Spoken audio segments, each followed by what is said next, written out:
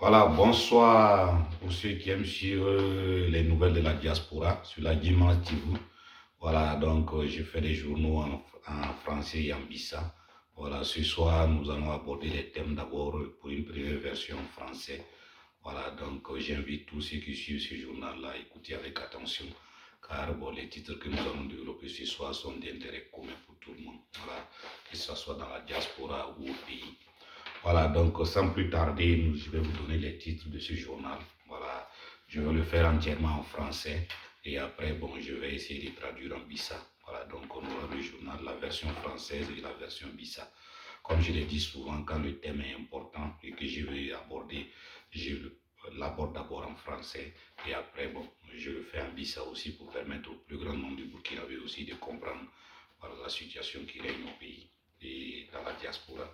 Voilà, donc aujourd'hui, le journal va se focaliser beaucoup sur la situation du pays. Voilà, donc le premier thème que je vais aborder avec vous ce soir, voilà, c'est par rapport à un saccage d'un maquis, voilà, ou d'un bar, voilà, à Béguédo, dans la ville de Béguédo. Voilà, Béguédo, c'est une commune rurale du centre-est, voilà, dans la province du Boulgou. Voilà, comme ça nous concerne, voilà, c'est des villages voisins, donc on est obligé de parler de nos situations aussi.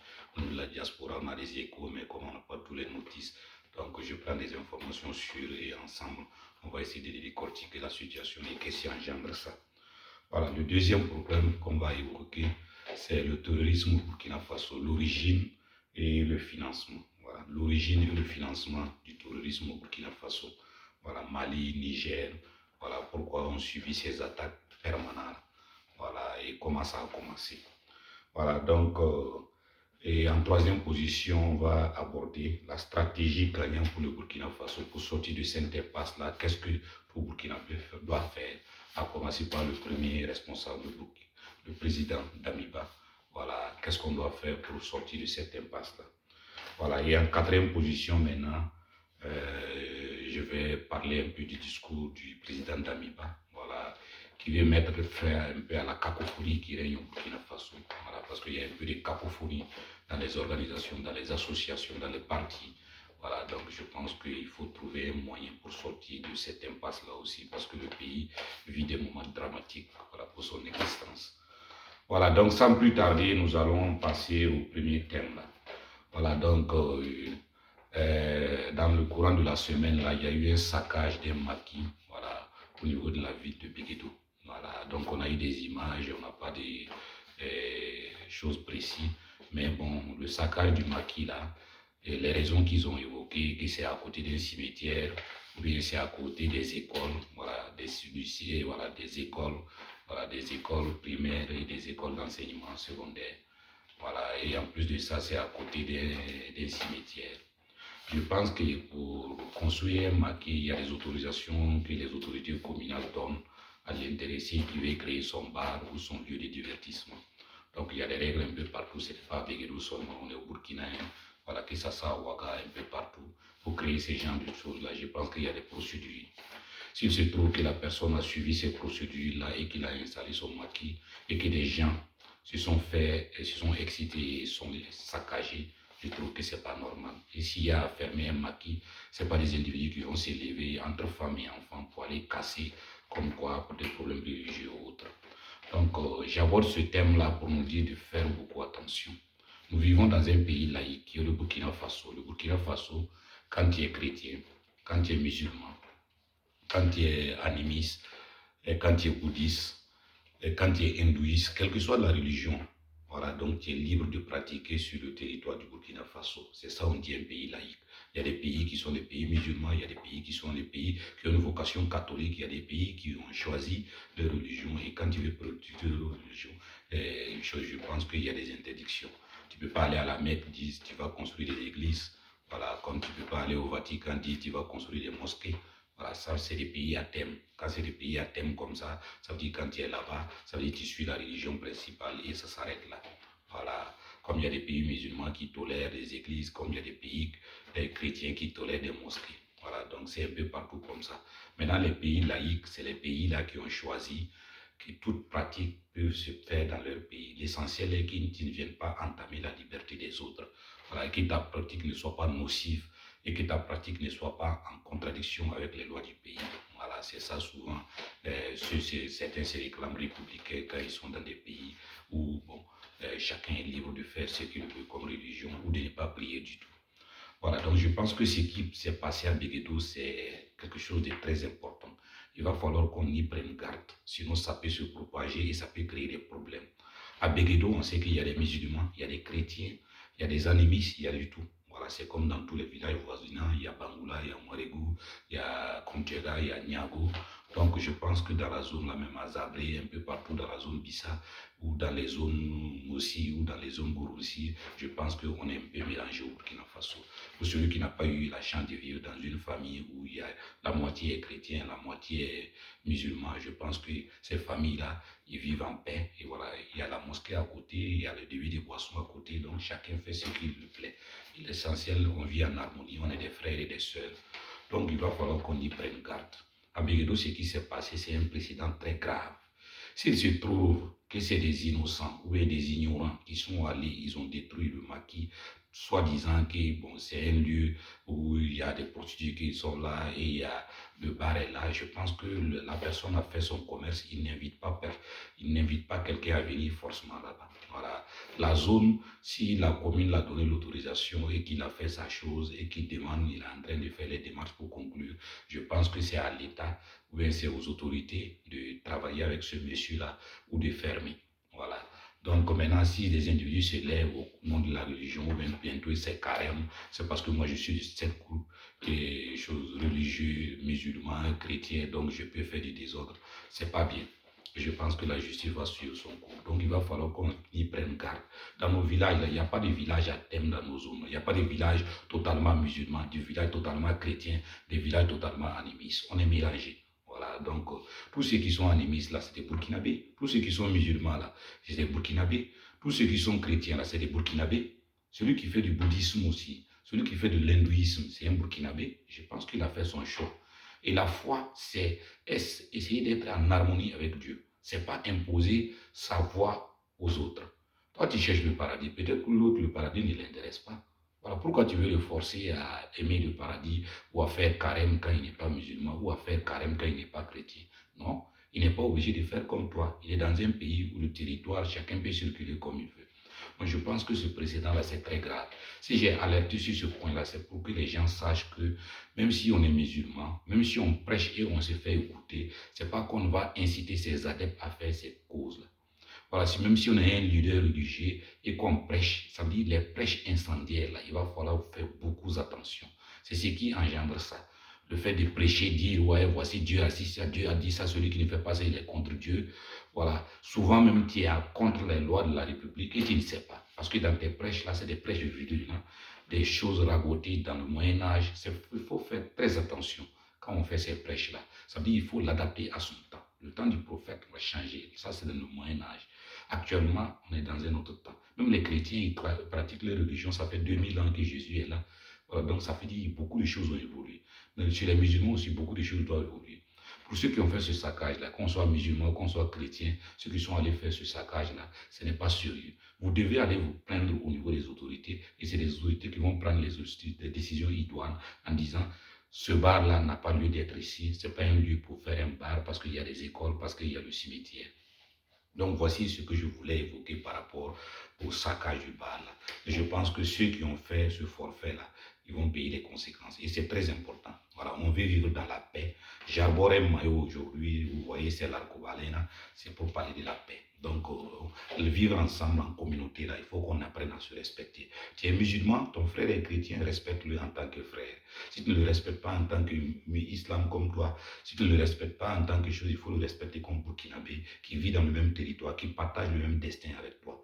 Voilà, donc c'est très important. Ton frère est animiste, respecte-le, parce que nos grands-pères étaient des animistes. La religion, là, c'est arrivé chez nous quand. Voilà, donc il va falloir faire très attention. Tu as fait ton choix, c'est ta conviction. Toi, tu cherches le paradis. Peut-être que lui cherche à vivre en paix dans ce monde-là et partir en paix. Voilà, toi, tu vis pour un autre monde. Lui, peut-être, il ne vit pas pour ça. Le carême a commencé pour les musulmans. Pour ceux qui sont musulmans, bon carême. Pour ceux qui ne sont pas musulmans, bonne vie. C'est normal. Pour les chrétiens vont finir pour eux bientôt. Pour ceux qui sont chrétiens, bon carême. Pour ceux qui ne sont pas chrétiens, bon vent à eux. Voilà, donc les animistes aussi, ils ont des pratiques qu'ils font, ils ne dérangent personne. Donc je pense que c'est normal. Celui qui boit de la bière, c'est son droit. Celui qui boit Fanta, c'est son droit. Celui qui boit Coca, c'est son droit. Donc je pense que ces choix-là, c'est des choix individuels. Et être en harmonie avec Dieu, c'est être en communion avec Dieu, être en communion avec les autres êtres humains. C'est pas faire des choix en disant que mon choix là me mène au paradis, donc je vais trimballer tout le monde au paradis avec la force. Je pense que c'est des mauvaises manières de pratiquer la religion.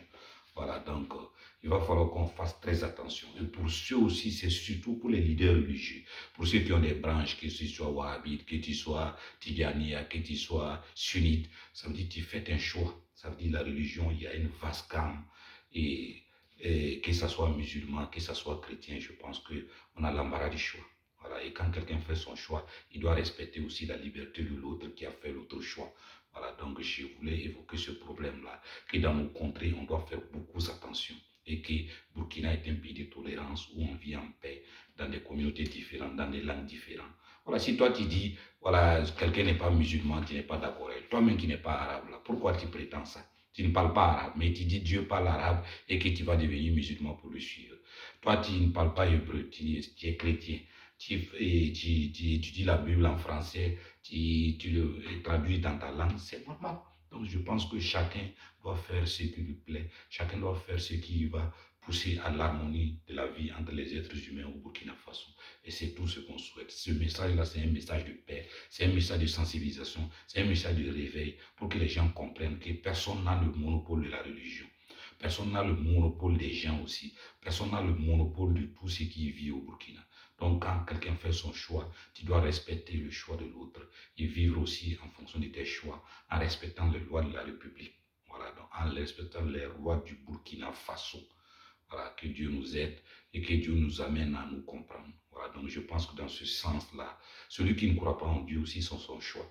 Ça veut dire qu'il a de l'humanisme à lui, il sait qu'il y a l'humain, il a sa façon aussi de s'approcher des autres. Donc je pense que c'est ça qui est important. Tout ce qu'il ne faut pas faire, c'est de ne pas léser les intérêts de l'autre, ce n'est pas léser la vie de l'autre. Voilà, donc c'est ce que je souhaite à tout pratiquant, qu'il soit musulman, chrétien, animiste, toute personne qui veut le bien de l'autre. Ça veut dire c'est un humaniste. C'est ça qu'on appelle un homme. Voilà, un homme doit être d'abord humaniste avant de penser à son paradis, avant de penser à l'au-delà. Donc je pense que c'est ça qui va nous permettre de vivre en communion et de vivre en paix entre nous.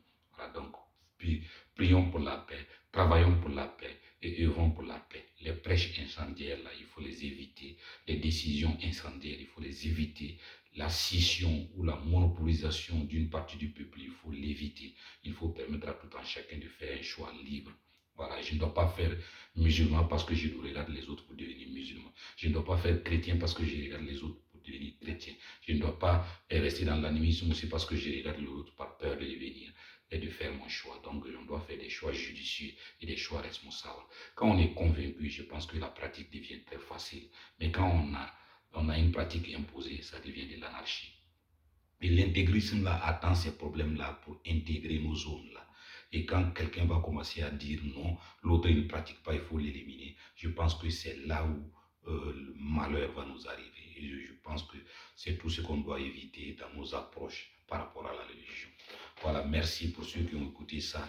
On espère que la tranquillité reviendra au niveau des Béguédo et que toute personne qui a participé à ce forfait la fasse beaucoup attention et que s'il a fait une erreur, qu'il fasse son meilleur culpa et qu'il ne recommence plus. Voilà, le propriétaire aussi, je pense que s'il est dans cette droits, on doit le respecter. S'il a fait aussi de façon anarchique, il doit respecter les lois du pays. Donc je pense que dans ce sens-là, c'est ce qu'on avait à dire. Voilà, donc le deuxième problème qu'on va évoquer, voilà, le deuxième problème, je perds mes papiers, je suis tellement concerné par le problème que je perds mes papiers. Donc, le deuxième problème qu'on va évoquer dans ce journal-là, c'est l'origine et le financement, voilà, du terrorisme au Sahel. Voilà. Actuellement, on parle du terrorisme au Burkina Faso. Une grande partie du nord est occupée. Quand on parle d'occuper, c'est pas que les terroristes sont venus et ils ont pris une ville comme Dori ou bien de Djibo et gèrent. Non, non, non. Ils vont dans les villages alentours. Ils terrorisent les gens, comme on dit par le terme. Voilà. Donc ils font peur en disant si vous ne sortez pas de ce village-là. Parce que quand quelqu'un arrive dans un village, il a une Kalachnikov avec des motos et qui tourne, il vous impressionne. Et on sait c'est des gens qui n'hésitent pas. parce qu'ils sont dans un fanatisme, voilà, euh, maudit là. Donc, ça fait qu'il n'a pas peur d'ôter la vie à quelqu'un, parce que pour lui, il est une créature de Dieu, mais il est comme un représentant de Dieu. Il fait ce qu'il veut. Et il dit qu'il fait du djihad. Je pense que ces gars-là sont en perdition. Ça, c'est pas du djihad. Et ça, c'est arrivé dans nos villages là. Pourquoi? Dans nos villages au niveau du Burkina, je vais dire en général, dans le nord. Voilà. Parce que l'origine du tourisme, après la défaite, chose ou bien, après avoir cherché Kadhafi, parce que bon, les Occidentaux l'ont accusé de tous les maux, hein, parce qu'il maltraite son peuple, il fait souffrir la Libye, tout en sachant que les conditions meilleures dans lesquelles vivaient les Libyens avec la vente de leur pétrole, tout s'est effondré aujourd'hui. Voilà, et tous ceux qui ont participé à cette guerre, parce que chose, comment dirais-je, Sarkozy et chose, la France a lancé cette offensive-là, et bon, ils se sont permis de détruire la Libye.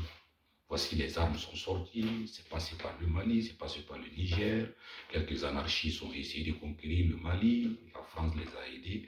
À un certain moment, les Maliens ne s'entendent plus à la France. Voilà, ces armes ont continué à circuler. Bon, chacun s'est dit, dans le Sahel, là, bon, si je me lève aussi dans mon petit coin, j'ai regroupé un certain nombre là, même 50 hommes peuvent terroriser tout un pays. Hein. On décide, on dit, voilà, ce qu'on va faire, c'est que l'on va se promener dans les villages, on va imposer nos lois. Celui qui n'est pas d'accord avec nous, il sort du village. Vous voyez un peu où ça peut nous mener l'intégrisme. Parce qu'on s'est dit, moi, ma pratique là, c'est ça qui est juste. Tout ce que les autres font, c'est pas normal. Tout en sachant que c'est un pays où chacun a le droit de pratiquer la religion qu'il veut.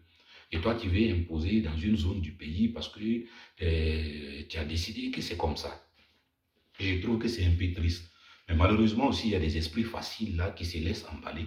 Et c'est ce qui génère ça. Parce que quelqu'un ne peut pas sortir de l'étranger pour venir s'imposer à vous. Il faut qu'il y ait des Burkinabés qui adhèrent à ça.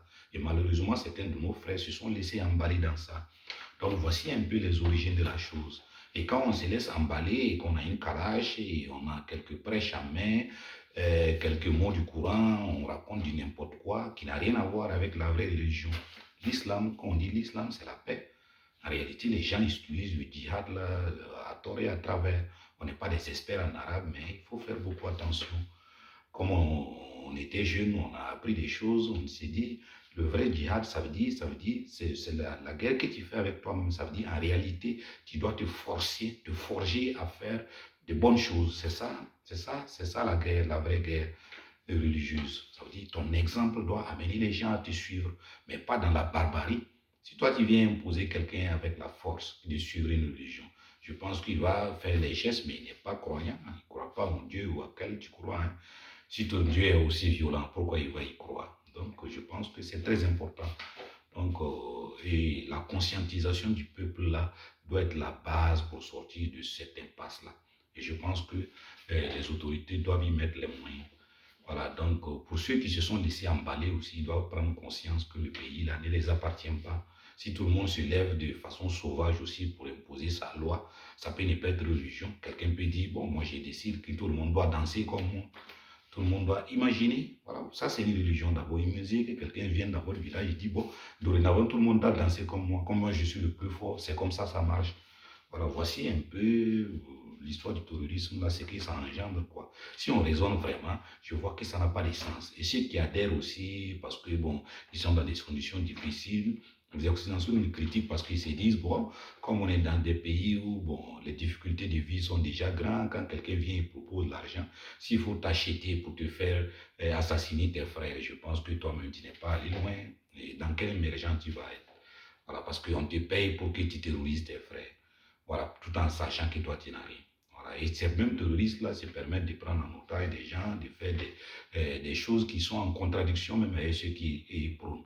Parce qu'ils disent, si c'est la religion qu'ils veulent défendre, je pense que la religion, il y a des lois claires. Hein. Si tu arrives à imposer ta religion, c'est parce que tu prêches la bonne nouvelle et que les gens comprennent pourquoi ils doivent te suivre. Voilà, voici un peu dans nos zones du Sahel, là, ce qui engendre ça. Je pense que quelqu'un n'est pas sorti d'ailleurs pour venir s'imposer dans nos pays ou venir terroriser et imposer et vouloir occuper une partie du territoire. Et voilà, c'est nos frères, c'est nos sœurs. On ne sait pas les raisons qui les poussent à ça. Et je pense que c'est un peu une perdition. Et ça doit être résolu comme ça, en essayant de sensibiliser à la base tous ceux qui ont adhéré à ce mouvement-là. Et voilà, ils n'ont qu'à savoir que ces mouvements-là n'ont pas d'avenir parce que c'est des causes qui sont indéfendables. Même si le Burkina ne les moyens pas, d'autres pays viendront pour les chercher du Burkina. Ça, c'est une chose qui est sûre. Donc, je pense que les Burkinabés, tout Burkinabé qui a adhéré à ces mouvements-là, doit faire beaucoup attention. Il doit savoir que toute personne qui l'agresse sur le territoire, c'est un Burkinabé, c'est un Africain, c'est un humain comme lui. Voilà, et qu'on n'a pas le droit de venir s'imposer comme ça dans un pays. Voilà, donc ça, c'est par rapport au terrorisme. Et voilà, donc le troisième point qu'on va évoquer dans ce journal-là, c'est par rapport à la stratégie pour sortir de cette impasse-là, la stratégie gagnante pour le Burkina Faso. Voilà, donc je pense que pour dernièrement, il y a eu un communiqué au niveau du porte-parole du gouvernement qui a signalé la libération de deux otages qui étaient pris. Voilà, un infirmier et une sage-femme voilà, qui étaient dans leur mission au niveau du Nord. Ils ont été, courant 21 décembre, ils ont été pris par les terroristes, filmés, balancés sur les réseaux sociaux. Voilà, donc je pense qu'avec les efforts de l'armée, ils ont pu libérer ces otages-là. Et ce que je ne comprends pas chez les Burkinabés, la stratégie que le pouvoir adopte pour combattre ça, là, il ne peut pas divulguer ça à tout vent. Facebook n'est pas un coin pour venir expliquer les stratégies militaires. Facebook n'est pas un coin pour venir expliquer tout ce qui se passe voilà, dans le secret de l'armée, dans le secret de l'organisation de notre armée. Nos FDS ont une mission. Cette mission, c'est de libérer ce pays-là. C'est de faire la reconquête, comme l'a dit le président. Donc, il va falloir qu'on fasse beaucoup attention. Chacun se met à dilapider des trucs, même quand on fait une bonne opération, au lieu de soutenir nos hommes. Quand vous voyez les pays qui ont résisté à des tyrans, des pays qui ont résisté à des invasions, c'est des pays qui sont restés soudés. Quand on est divisé, on n'ira nulle part. Je pense que la première force que les Burkinabés doivent avoir, c'est de rester soudés, comme une personne. Comme ça, on pourra combattre mieux ce mal-là qui est en train de vraiment mettre en danger l'existence de même de notre pays. Je pense que la première stratégie, c'est d'être soudés. Voilà, nos FDS travaillent. Des gens se sacrifient. Des gens qui sont dans l'armée, les militaires, les gendarmes, la police, les autorités, c'est nos frères et sœurs. Hein. Ils ne sont pas tombés du ciel. Ils sont des Burkinabés comme nous. Ils s'en vont combattre sur le front. Ils suivent des ordres. Ils ont des supérieurs qui les indiquent. Donc, ces supérieurs-là n'ont pas à venir faire des rapports sur Facebook ou dans tous les journaux ou dans tous les médias. Ce n'est pas sérieux. Donc, soyons un peu sérieux. Je pense que quand on parle de secret, là, secret d'État, vous croyez c'est quoi? C'est parce que l'État, c'est une chose qu'il fait. C'est après le résultat, maintenant, on explique, voici ce qu'on a entrepris pour libérer notre pays. Maintenant, si les gens croient que les militaires sont arrivés et chaque semaine, ils vont sortir pour faire un bilan des efforts qu'ils font sur le terrain, s'ils font ça, c'est comme s'ils rapportaient leurs efforts aussi tous ceux qui sont en train de contre-attaquer là, et ils vont agir en conséquence. Donc il faut faire attention. Il faut faire attention. La guerre de la communication, là, je pense que le Burkinabé moyen doit comprendre que la communication aussi, c'est une arme de guerre. Et si tu communiques mal, tu risques de te faire surprendre. Donc nos FDS qui prennent des risques, qui sont dans les villages, qui travaillent pour la libération de nos pays là. Je pense que si on est dans l'anarchie où chacun raconte sa vie, on va donner leur position et c'est dans ça maintenant que nos hommes sont en danger. Voilà, donc je pense que le travail qui est fait, c'est un travail qui est fait en secret, mais je pense que les militaires, ils ont fait la formation pour ça, beaucoup ont fait des écoles de guerre. Donc je pense que c'est à l'issue de la guerre qu'on saura celui qui a bien travaillé. Donc je ne pense pas que les gens soient obligés de sortir ou le président soit obligé de sortir chaque semaine, vous expliquer, voici on est allé ici, on a pris un tel. Donc quand il y a les résultats aussi, il faut les reconnaître. Le fait d'avoir libéré ces otages-là, c'est l'armée burkinabé qui l'a fait, ce n'est pas une autre armée qui l'a fait pour nous. Donc ça veut dire qu'ils travaillent sur le terrain, ils vont dans les zones, les signalements que les gens font, ce n'est pas qu'ils ne prennent pas en compte, ils le prennent en compte. Et c'est ce travail-là qui, avec le temps, va payer. Voilà, donc le président est sorti, il a donné un délai pour sortir encore, faire un autre bilan. Donc je pense que tout Burkinabé doit rester mobilisé.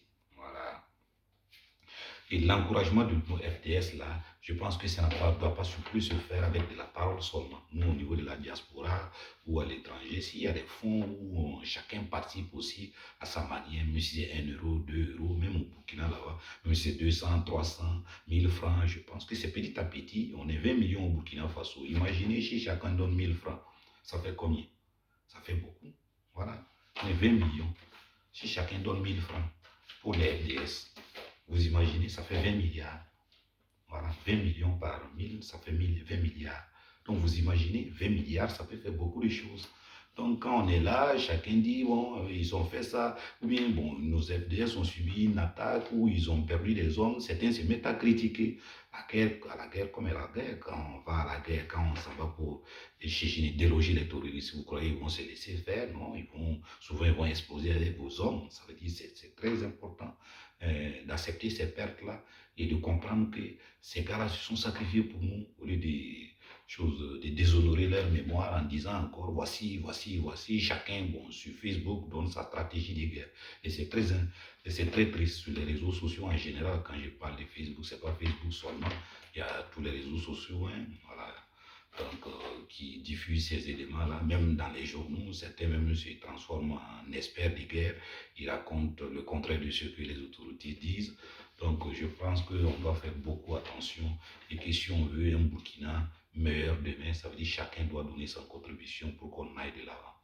Voilà, et pour finir ce journal-là, je pense que je vais évoquer un peu le discours, sur le quatrième point, je vais évoquer le discours du président Damiba. Voilà, c'est un discours qui a duré une quinzaine de minutes, on a vu tout ça à la télé, bon, sur les réseaux sociaux. Je pense que le président a été clair avec tout le monde. Voilà, ceux qui se sont rébellés et qui commencent à agresser le Burkina en disant qu'ils veulent imposer les lois, je ne pense pas qu'ils aient des justifications. Ces personnes-là doivent revenir à la raison et comprendre que le vivre ensemble, là, c'est ensemble qu'on va construire ce pays-là. Voilà. Si quelques groupes croient qu'avec la force, il va imposer ses lois à la majorité de la population, il a menti. Que ce soit des idéaux religieux, des idéaux politiques, vous avez menti. Donc, ça veut dire que c'est ensemble qu'on construit ce pays-là. Et maintenant, les militaires, ils disent, sont venus pour mettre la sécurité en place et qui n'ont pas dévié de leurs objectifs. On doit les croire parce que quand quelqu'un est à l'œuvre, on doit attendre d'abord le résultat du travail. S'ils se sont donné 3 ans pour la transition, je pense que les institutions, ils ont pris 2 mois pour les mettre en place. Et qu'actuellement, tout Burkinabé, voilà, qui est dans des zones concernées et qui doit être évacué pour que les combats se fassent dans la plus grande ferveur avec ces djihadistes-là, doit obéir. Et que tout Burkinabé aussi, qui a des informations nécessaires et qui peut porter l'armée à des victoires, doit les donner ces informations-là. Donc je pense que c'est ensemble. Et tout Burkinabé qui s'est fait enrôler par les terroristes et qui veut revenir à la raison, doit participer aussi au départ de ces personnes qui sèment la terreur dans nos villes, un peu partout dans le nord, à l'est et même dans le sud. Donc, on doit faire beaucoup attention. Si Burkinabé, nous ne sommes pas unis pour libérer ce pays-là, ça va être difficile, quel que soit le régime qu'on va mettre en place. Et je pense que le président a été clair. La cacophonie des politiques, la cacophonie des OSE, la cacophonie des associations dites non politiques ou apolitiques qui font vraiment de la politique. Donc, il faut faire beaucoup attention. Travaillons pour l'unité de ce pays-là. Et je pense que les manifestations soutien à temps, soutien à tel pays, appellent la Russie, chasser la France, je pense que ça ne nous mène nulle part. C'est la cacophonie. Toute personne qui veut participer sérieusement, comme j'ai dit là, même si on collectait 1000 francs par Burkinabé, on est 20 millions, ça fait 20 milliards. Et 20 milliards à la disposition de notre armée pour se doter et puis travailler maintenant sur le terrain, je pense qu'on aura les résultats. Donc, ne restons pas là à nous concentrer, à critiquer. Et toute personne, on est tous jeunes, hein, celui qui a moins de 50 ans, je pense qu'il peut donner des coups de main. S'il est un homme, une femme, il peut s'enrôler aussi, travailler. Il y a des volontaires, il y a des choses, il y a des volontaires aussi pour la défense de la patrie. Il a parlé des comités locaux. Voilà, donc chaque village qui est attaqué, chaque village, chaque zone, même qui n'est pas attaqué, doit s'organiser aussi avec des structures locales pour travailler vraiment à l'émergence et à la sortie des crises du tout le Burkina Faso. Et ils travailleront pendant ces 3 ans-là. Voilà, donc quand quelqu'un promet, je ne pense pas que la promesse, là, ça se fait en une journée. Ils sont donnés du temps. Et le président a donné 5 mois pour revenir encore parler de l'évolution de la situation. On espère qu'il y aura des grandes améliorations.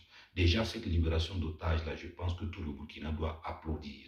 Il doit comprendre que sur le terrain, vraiment, nos hommes, ils travaillent et ils y sont jour et nuit pour notre sécurité. Nous qui vivons à l'étranger aussi, si on a des contributions à faire, s'il y a des canaux qui sont clairs, qu'on nous fasse savoir.